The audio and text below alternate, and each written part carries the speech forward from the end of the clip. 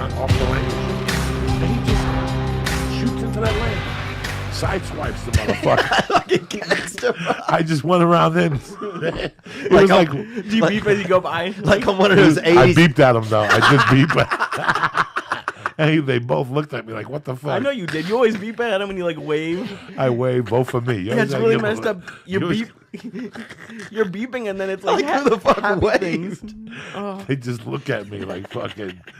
So I get off the fucking one. I get off I exit Lancashire and I go north on Lancashire and I make the fucking left on Magnolia and I'm thirsty as fuck. I got 10 minutes to kill before I got to pick up the baby, so I go to 7-Eleven. As I walk into 7-Eleven, it's bum day today at 7-Eleven. Oh, yeah. It's fucking major league bum They got day. brothers out there out front? One brother. Oh, first of all, get him, dude. Every black community, you got to go to your local 7-Eleven. That's somebody's dad. That's somebody's uncle. That's somebody. Any 7-Eleven, there's a brother out there right now.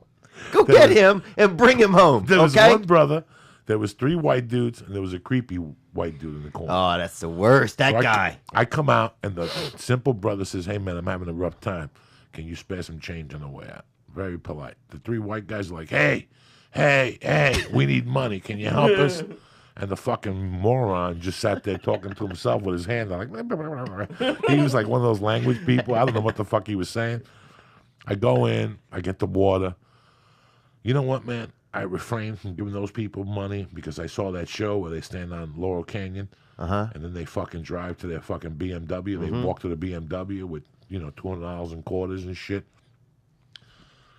And I had a dollar bill. I had 20s in the wallet, but I paid with an ATM. I don't know what. Oh, no. I paid with, I had $3 bills. I bought the one water and I had the $1. And I said, you know what? I'm going to give it to the black dude. Okay. You went brother, huh? Why? He was by the door, number one. He was polite. Right. The 3 white dudes were young. Yeah. At that age, I was robbing motherfuckers. Right. I refused to ask somebody, you know, a dinner or something, yeah, but not to stand in front of a fucking place. 3 of them. Yeah. Not one of them. 3 of them. 3 of them. That's not necessary. 3, you guys panhandling? Okay. Split it? How about one guy panhandles and the other 2 go mug somebody? Do something. You gotta do something. Be proactive. Go to that diner across the street. That's what they do. Garbage. Do something.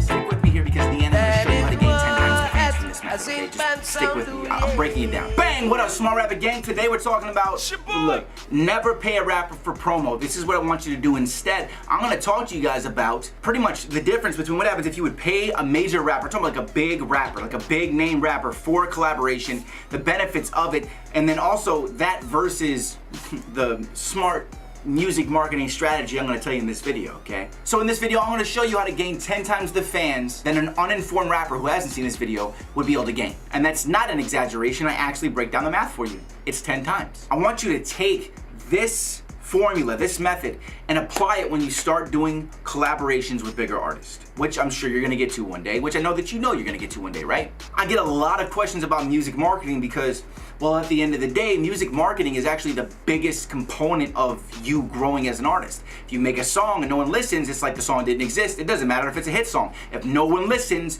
no one cares, you don't grow, you don't have fans, you give up on yourself. So music marketing is essential, and I'm gonna give you guys some really good advice in this video. I had a fan ask question about whether a rapper should buy a collaboration from a bigger rapper for $1,000 to $2,500, or if it would be smarter for the person to take that money and use it for ads. In this video, I'm gonna clue you in on a few things, okay? Let's say that you buy a collaboration from a rapper like NBA Youngboy, right? $10,000 collaboration, okay? And I know you probably don't have $10,000 extra to buy a collaboration. But I wanna use this as an example because it could be used for the same, for an artist that you only have to pay $1,000 for, but I wanna use a bigger rapper name. I don't even know anybody who you would be able to collab with for $1,000 that you would even know the name of. So we're pretending like it's $10,000. But the same rules apply here, so stick with me. Now, if you got a collab from NBA Youngboy, you would now have a star artist verse on one of your songs. Sounds good, right? The thing is when you buy a verse from an artist, it generally does not come with additional marketing or promotion from the artist. It just comes with the verse that they give you. The management team of the bigger artist does not want that artist promoting any other projects except for things that directly align with him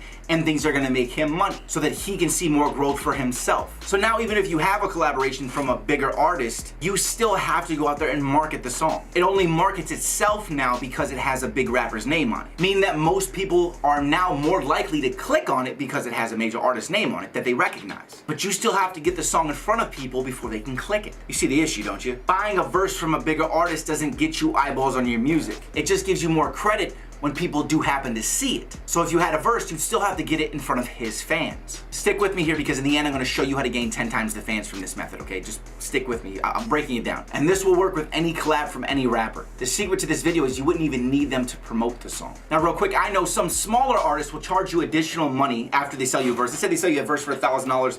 They'll be like, hey, for an extra $500, we'll promote it on our Instagram, our Twitter, our Facebook, you know, and then their fans would actually see it. So you gain fans from that person promoting a collaboration between you two, right? Let me explain something to you about the YouTube, Facebook, and Instagram algorithm real quick. Let's say that you bought a verse from a rapper for $1,000 and that rapper has 50,000 followers or subscribers across all of their social media. 50,000 on Instagram, 50,000 on YouTube, 50,000 on Facebook, okay? On Facebook, only 2% of people organically see a post. That means that only 1,000 of the 50,000 likes on his or her Facebook page that you bought the verse from the artist from would even see it. Only 2%, that's 1,000 people. And how many are even gonna click it? 400 people? On Instagram, generally 10% to 15% of their audience or followers see the post, if that. And on YouTube, there's a lot more factors. I'm not even gonna go into that. So basically, you pay an artist an extra $500 to promote the song for you to only get seen by around 5,000 people. That's nothing. That doesn't really seem like it's worth $500 unless you have that extra money to give to him for that, right? But I'm assuming you're on a tight budget, so you can't just be throwing $500 at something. I'm about to blow your mind, check this out. Do you know how many people targeted people, like specific, you could target exactly who you want to target? Do you know how many people you could reach with $500 on a Facebook post? 50,000 people. 50,000 targeted people, okay? Even 50,000 fans, straight from his page. His own 50,000 people on his Facebook page, has 50,000 likes of his fans. You could reach every single one of those people for that $500 instead of only reaching about 5,000 people across the platforms. See why this is much more beneficial? Hold on, we're still working here. What I recommend, because this is the smart rapper thing to do, is you combine these two things. Let's say you have a budget of $1,000. Find a mid to small sized artist who has a fan base of 30 to 50,000 people who will do a collab with you for $500. And trust me, these artists like money and they need money. Also see what they charge to promote their song as well, additionally, or if it comes as a package. If it's too expensive, skip it. Now check this out. You can take that same money that they wanted to promote the song to their audience, let's say it was $500, and you would take that same $500 and use it for YouTube ads, Facebook ads, and Instagram ads. And you'll be able to reach literally 10 times the people. Because when I tell you organically, you only reach around 5,000 people if they post it. But if you target it, targeting their fans, people who already like their pages, who are more likely to click and become a fan of you because you have a collaboration with the artist, right? You get 50,000 people instead of 5,000 people to see it. This is smart rapper marketing. Again, you go from only being able to reach 5,000 of his people to reaching targeted all of them, 50,000. Now, of course, you need to learn how to do Facebook ads, but it's not nearly as complicated as you think it is. I have an entire course coming on how music artists can do Facebook ads, YouTube ads, and Instagram ads. Super easy. I'll step by step show you how to set it up and how to target fans of artists who your music sounds like. So for instance, let's just say, for example, let's say that you sound like Lil Pump. If you make music and you sound like Lil Pump, in the course, I'm gonna show you how to target Lil Pump's fans. So when they hear your music, like, oh, I like this. This sounds like what I already like, because that's how you do it. You find people who already like the sound that you make, you target them, and then they become fans of you. This is how you do it if you're using marketing dollars. I'm gonna put a link below for that course. It'll be coming extremely soon, so be on the lookout for that. And make sure that you're a member of at least the free level of the Smart Rapper community so you can get more of this information in all these courses. You just became a smarter rapper. Let's recap real quick, okay? Don't waste your money buying a big artist collaboration unless you have a bunch of extra money, right? And even if they do, if they're gonna charge you a bunch of extra money for promo, keep that money and spend it on Facebook, Instagram, and YouTube ads, okay? Because that's how you really go about it. You're gonna reach 10 times the people. You gotta be smart with your money. And then when you're growing, you're gonna make more money and you can spend more money on the ads. You can keep getting in front of the same people over and over again. That's what you want. You want to keep being exposed to the same people until they see your name enough where they actually click and say, I know this name. click it and then they become a fan over time. Generally, when people become a fan of you, it's because they've heard your music or they've seen your name enough where they finally give you a chance. And you know that's how it is. Okay? People are talking about you, the ball just gets rolling. And you gain that momentum. And when you became a smarter rapper, check out all the links below. I'm going to send you guys these. I got a whole bunch of courses on marketing and stuff like that too. We got 136 3-hour course, video course. Just forget. Everything you need to know about marketing your music. I've been round the world, I seen sadhus, babas, and pseudo shamans. Speak of enlightenment, sacraments, men in holy garments. Say eradicate ego, but there he goes, preaching without practicing the worst. Spiritual ego, the things we hate in other people, we may become. Best we forgive, not just with words, but with our actions. Stuck in a loop, trapped in a zoo, going round the circles. Break the cycle, flip the script, jump over your hurdles. I try to push the limits of my mind. Raise the energy from the base all the way up my spine. Rewire the circuitry that keeps me blocked and in a bind. Cause everybody knows what you will seek is what you find. The mountain is high, you got to climb to change the view. The ones who make it to the top, only a few. And you never be a master of your mind. If you pointing fingers and blame the one who's blaming you. So forgive, for they don't know what they do. It's much better for you when you forgive. Just forgive. And now, having answered that question, let me tell y'all what I realized the streets want to me. There was actually 3 things that led to me not wanting to be in the streets anymore. So, I'm gonna go ahead and start off with the first one. Alright, so I'm from Brooklyn, New York, right? And I moved to Virginia at a young age. And when I moved there, I still had the hood in me. You know what I'm saying? And like, when I got here, we lived in the suburbs, and I ain't going front. I wanted to bring all of that hood shit to the suburbs. So, what do you think I did? I found some kids in the suburbs that wanted to be from the hood and wanted to do all of the hood shit that I wanted to do. So I made friends with these 2 people. One named James and the other one named Fenton. Now, Fenton was just like me. He was actually from the hood. Like, he lived in New Orleans before he came to Virginia, and yes, he knew what the hood was like. But James, on the other hand, he had family that was from the hood. But this nigga wanted to be from the hood so fucking bad. Now, with that being in mind, knowing that this guy is gonna potentially do the same things I'm gonna do, who do you think I hung out with more?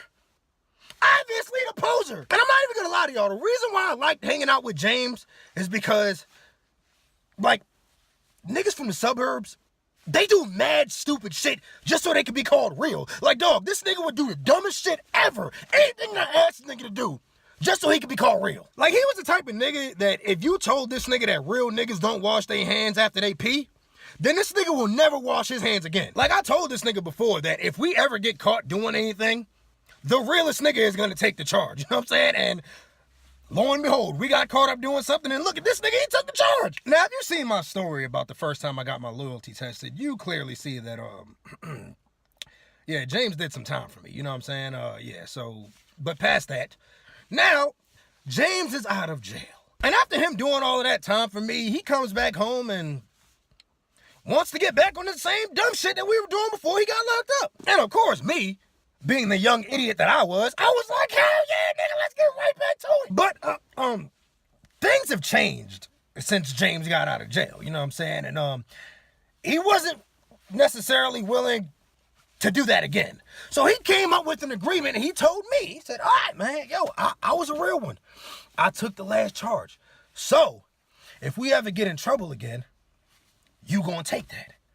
And I'm like, okay. You know what I'm saying? Like, nigga, I ain't thinking that we ever gonna get caught again. Okay, fuck it, nigga, I'll take the next one. And of course that shit happens. Like, bruh, how the fuck, like, I hate my bad luck. Like, nigga, how the fuck do I agree to something like that? And of course this shit happens, like, literally a few days later. So me and this nigga James was going around doing mad, stupid shit. And it didn't help that I had a job. So, like, that, like, provided us the funds to do even more dumb shit. So I get us these BB guns, right? And I'm thinking that the dumbest shit that we might possibly do is go around and shoot out people's windows. Because we've done that shit before, and it was the dumbest. Trust me, stupid fuck. But I thought that was the dumbest shit that we do. But I forgot. James was locked up. James came out a realer nigga. And you know what that meant? That we had to do realer shit. James thought of another way that we needed to use these BB guns. And his way was for us to get money. Yep, y'all already know where that went.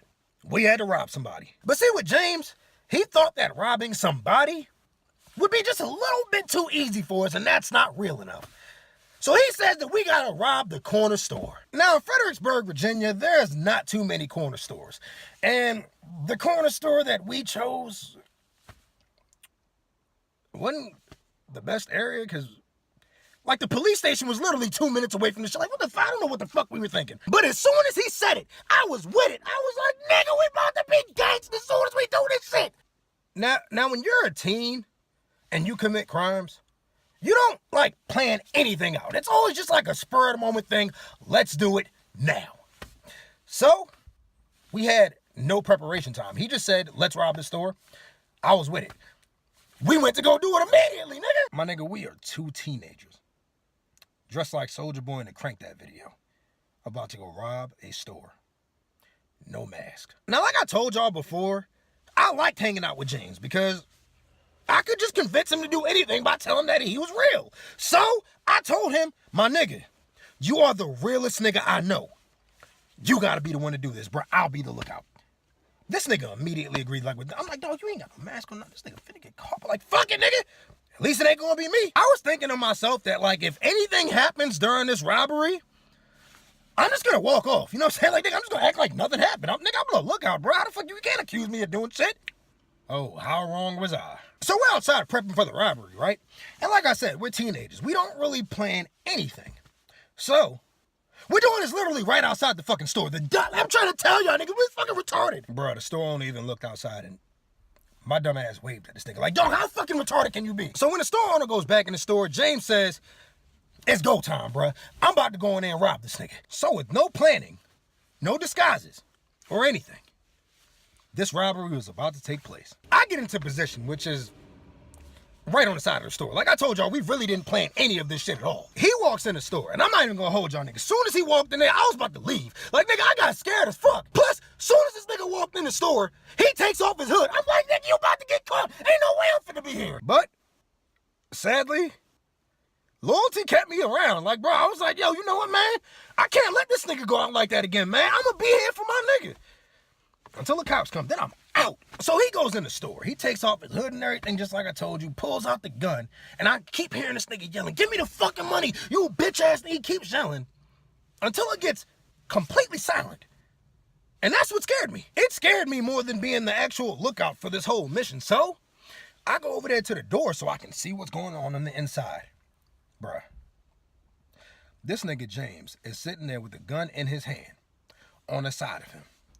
And the owner got a gun straight to this nigga face. So what happened was, when James walked in there and pulled out his gun and demanded the money, the owner could tell it was fake. Like, nigga, why wouldn't you put a bag over that shit or something? Well, smack this nigga with the fucking pistol. Do something.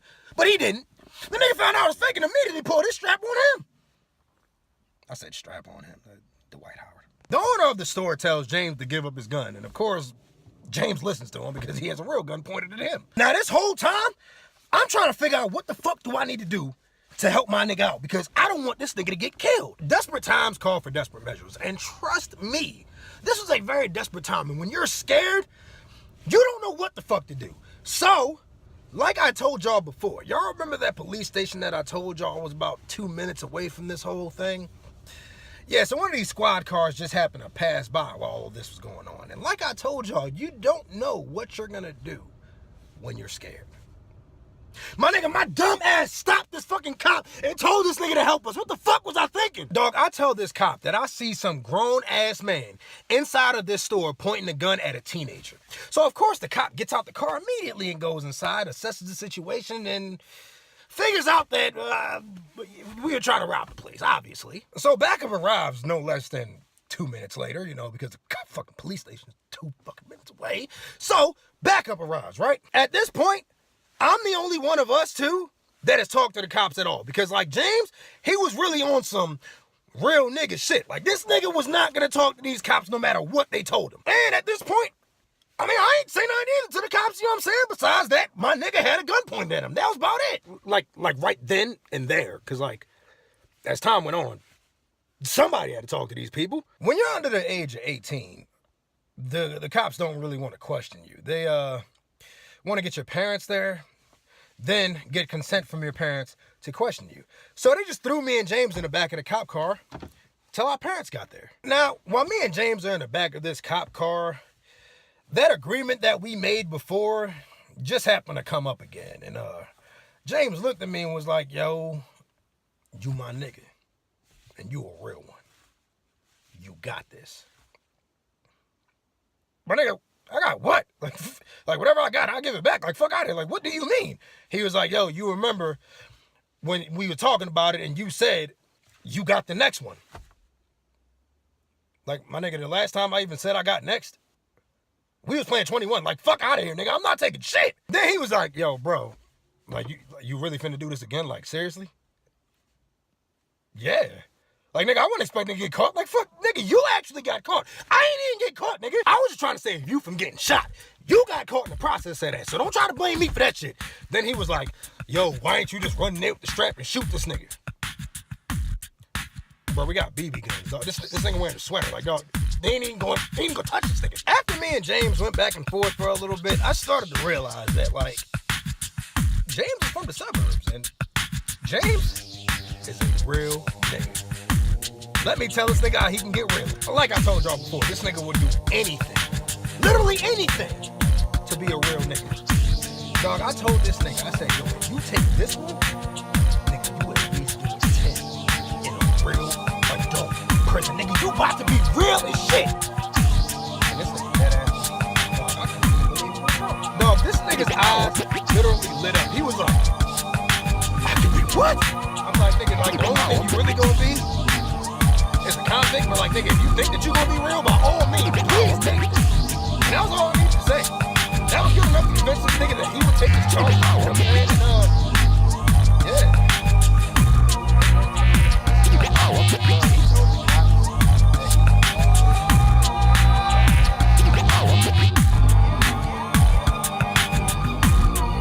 I think we're ready now. Let's do it. Let's go straight in. Kabaka Pyramid. DUB FX, hey, them not got no style like we. I tell you, them not got no style like we. None of them no wicked, no wild like we. Kabaka Pyramid, me the lyrics, DUB FX. Them not got no style like we. I tell you, them not got no style like we. None of them no wicked, no wild like we. Kabaka Pyramid, me the lyrics, DUB FX. Hey, being a lone wolf. A lone wolf, to anybody that doesn't know out there in YouTube land, is someone that goes into prison and doesn't deal with anybody else but themselves. They don't click up with no gangs, they don't click up with another race, with their race. They literally just stick to themselves, mind their business, and that's that. Okay? Well, in short, yes, you can. There are people that are living peacefully and got respect from different races and different cliques, and they're not even affiliated with anything. There are people doing time in the penitentiary just like that, okay? The best way to describe what I'm saying, okay, there's two types of lone wolves. There's one that is weak. He doesn't have no kind of credibility in the penitentiary. He hasn't ever put in any work. He's not known. No, you know, he's just a weak dude, and he's scared to talk to anybody, okay? He's scared to talk to anybody. That's called a scared lone wolf.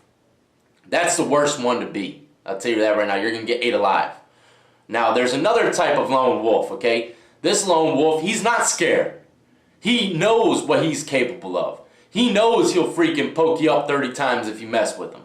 And those people around him know that as well. And those are the lone wolves that survive and have an easygoing time and got respect from other people because, you know, they're either well-known or they've done things in the system and everyone's heard of it. And the best way to describe this kind of lone wolf is the movie Felon, okay? There's this movie called The Felon, and Val Kilmer's in it. Val Kilmer, well, let's get it. Look, when they go, it was like in this high-level prison, okay? And they had this like indoor rec yard. It was like a gym with no basketball hoops, just a gym. And the guards used to send rival gangs in there at the same time just to see them fight, and they would gamble on who would win. You know, they would have the Latinos, and then they would have the whites in there. And Val Kilmer, he wasn't affiliated with any of these guys. He was a lone wolf, okay? But he had respect from both of them. He would go dap up the Spanish. He would go dap up the whites, you know, show love to both of them. But for real, he wasn't clicked up with any of them. He was a lone wolf. But people heard of him, okay? That is what I'm talking about when it comes to the respectful lone wolf. Those guys are going to survive peacefully in the penitentiary. You know what I mean? It just is what it is. And believe it or not, some of these lone wolves have more respect from the OGs than their own soldiers. Okay, so first let's go ahead and break down the weak lone wolf. These guys are not going to survive, all right? They're not. They're just not. They're weak. They're scared. They're shy. They don't know what to do. And that's why they're sticking to themselves. They're actually hoping and praying someone would put them under their wing, you know? But these guys are victims all the time. And, you know, gangs and different whatever is going on in the block, they're going to see this guy all by himself, and they're going to attack him, okay? They're going to attack him in, it just depends, different ways. Might try to take his money, sexually assault him, beat him up, you know, all kinds of things, pimp him out. Man, there's all kinds of things that could happen to a weak lone wolf, okay? And that guy typically needs to get up with someone, man, for real. You know, a lot of people go to prison, and even though they're not clicked up with anybody, they have homeboys, okay? They click up in a certain way, shape, or form with their friends, but they're not in no organization, you know what I'm saying? And those guys, I don't really consider a lone wolf because they literally have companions and friends by their side. So yeah, the lone wolves, the weak ones that are scared, they're gonna get ate alive, man. That's a fact. You know, I recommend you do something. You might gotta click up. You might have to find someone, a friend, to talk to on a regular basis to have your back somewhat, you know? So yeah, don't just sit there all by yourself, man. If you're in fear, you gotta get out there, open up, and start talking to people, okay? Or else, you know, some people are gonna start attacking you. Now, like me, you know, I was kind of a form of a lone wolf, but not really, you know what I mean?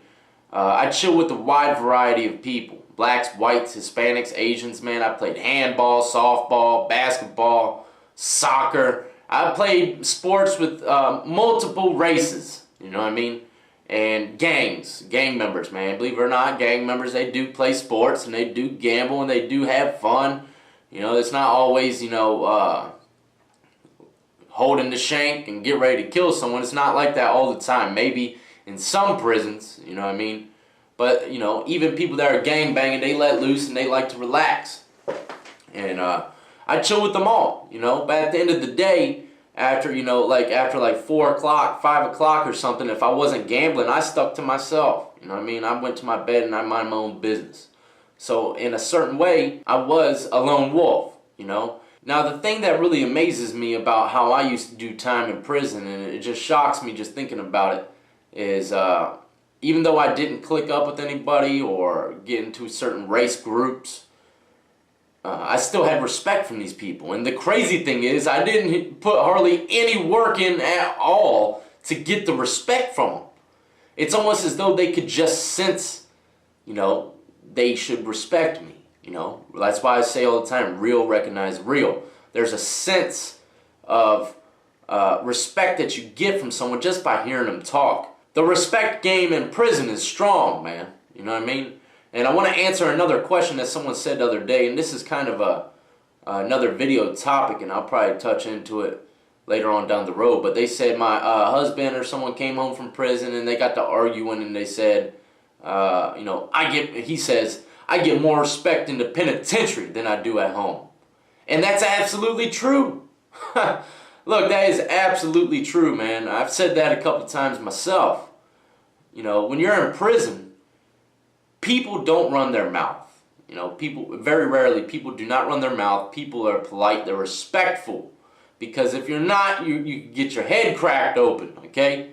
Out here in the streets, man, people are so disrespectful. And, you know, for the most part, it's because they'll just call the cops, you know? They got them police on their side, that 911. So they'll run their mouth, you know, get crazy and talk crazy to you. And a lot of people get tricked up. A lot of ex-cons get tricked up like this because they're still in the mind state where they gotta freaking rock them in the face if they say any kind of disrespectful word. And you know, coming home from prison, that was a huge thing for me to change up, you know, realizing that people are going to run their mouths and you can't just rock everyone who talks crazy to you, you know what I mean? And also another thing is, you know, my little lone wolf syndrome came home with me as well. A lot of people, when they come home from prison, they seclude themselves. And believe it or not, I mean, they try to get out there, but, you know, the life out here is very fast compared to the penitentiary life. It's so much faster. It's almost as though you live in, let's say, a little country town, and then you go to New York City, and you're like, holy crap, this is super fast paced. It's just like that when people come out the penitentiary to the street life, and they're like, man, this is too fast, it's too fast. So they tend to seclude themselves, sit back in the living room, watch TV, and play with their new phones and stuff like that. But especially me, you know, I had a little bit of a lone wolf syndrome. Coming from the penitentiary, I kind of just want to do everything on my own out here, you know? And I didn't really want to include anyone in my activities. I just started getting on the hustle and the grind and not letting anybody know anything, and I just did me, you know? And I had to break that because people, you know, like my wife and my family, they want to know what's going on. They want to know stuff like that, and I had to break that mind state to show them, you know, I don't need to be a lone wolf at home. You know what I mean? I could go out and expand and talk to everybody. And it took a few weeks for me to get that mind state back. But there are other things, you know, I'm going to make a video on that with some crazy things that people have to, mind states that ex-cons have to break when they're coming out to the streets. But yeah, this is not going to be that long of a video. There's two types of lone wolves, okay? Just to recap here. You got the weak, shy, scared lone wolf. He's going to get ate up alive. And there's another lone wolf that, you know, he has confidence, he has respect, he has the eye of the tiger, and people can sense it, you know? There's no way to even create this. There's no way to fake it. There's no way to make yourself this part, okay? It's either you were born with this animal instinct that gives off vibes to other people like, hey, let's just leave him alone, he's cool, he's gonna be trouble if we mess with him, you know? He has respect, he has common sense, he's polite, and you know, those are the things that you really can't just create yourself, okay? You can be a poser and fake and an image all you want, but when it comes to the mental mind state, man, it's very hard for you to fake that, okay? Fake that realness.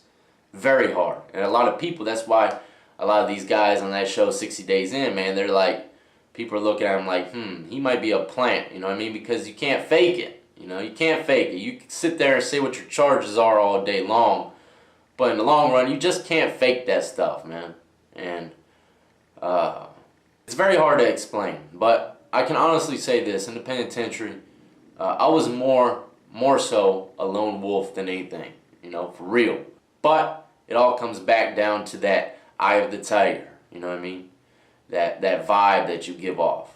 And people can sense fear, people can, you know, inmates can sense fear, bull crap, fakeness from a mile away. So if you're going to prison not trying to be yourself and trying to be something that you're not, trying to be hardcore, or just being yourself and just pure scared, they're gonna smell it, man. They're gonna attack you. I'm telling you that right now. Anyways, I hope that answers y'all's question about being a lone wolf. And if you haven't seen the movie Felon, go check it out. It's pretty good. Val Kilmer, man. He's a beast. I remember this movie he made. It was crazy, man. I think it was called The Island of Dr. Monroe. That's a crazy movie. If you haven't seen that, Jank, go scope it out, man. It's one of his early films. And it was wild. It was wild. But yeah, don't forget to check out all the links in the description of the video. Instagram, Twitch, Twitter. Yesterday I didn't get on Modern Warfare. I got caught up in some things. But today, as soon as I'm done with this video, make me some coffee and play some on Twitch. Join me. And also, go support the cause and buy yourself a Lockdown 23-in-1 t-shirt. That's right. And I just made this one. I bought it to see how it turned out. It's snug, good t-shirt. If you don't want to see we sing it on your back then, you never like the sound. There's no problem, but don't you come to we lucky for you around the game. No, there's no need to fight. Make we free, we mind. It's coming from we heart and soul. Searching deep inside, I know. Reggae music rise we up, vibe we up. We never ever let it go. roots rock steady in a rubber dub style. Until the end, we ain't gonna play it all the time. Reggae music rise we up, vibe we up. Hey, Me just a bust it non-stop. give me the one chop music and a steady bass line. Bring back this unique flavor that we like. You better stop the record if you know appreciate it. Been a few years till we hear the very same shit.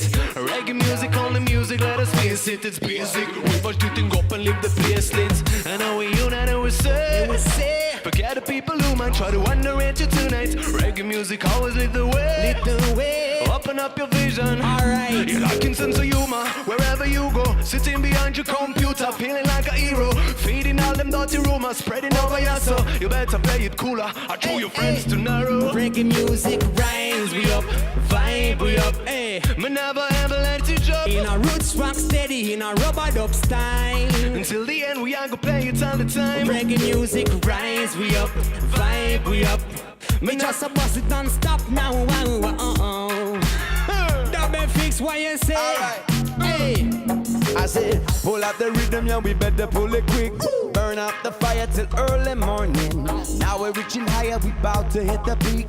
All my warriors now come and join in, right? Don't let them stop you or get in your way. You can spread that fire, sit and meditate. Say what you mean and mean what you say. You got the power always. I said, I don't. Pull out the rhythm and the fire. Dong, pull out the rhythm and the fire. Say that dong, pull out the rhythm and the fire. Dong, pull out the rhythm and the fire. Generation. cause I'm a phenomenon, me prove it, try to know no matter what them I said, them I try them I do, we go follow the rhythm, go follow with you with it.